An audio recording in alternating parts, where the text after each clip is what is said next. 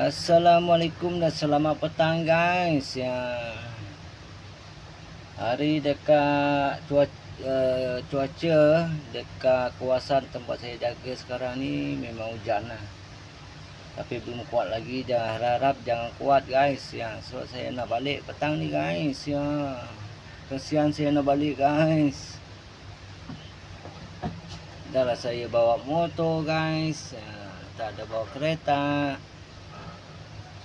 Kepada kamu orang banyak di luar sana, jangan lupa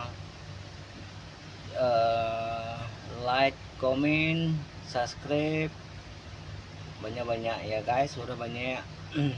Saya punya channel ini masih baru lagi guys ya.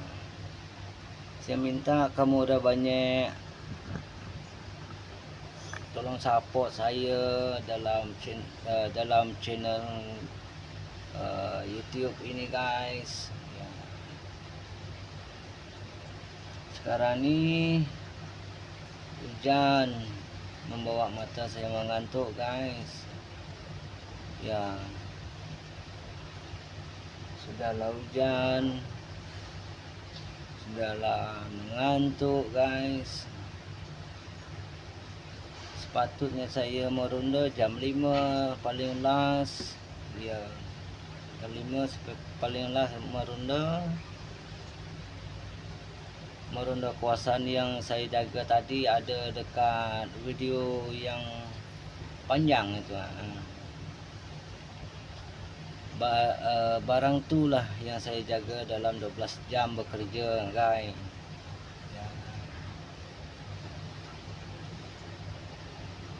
Saya mengantuk, tak boleh tidur bertahan macam gini lah guys. Tak boleh leka. Kalau saya leka terus hilang barang, bos tanya saya ke mana barang dia hilang.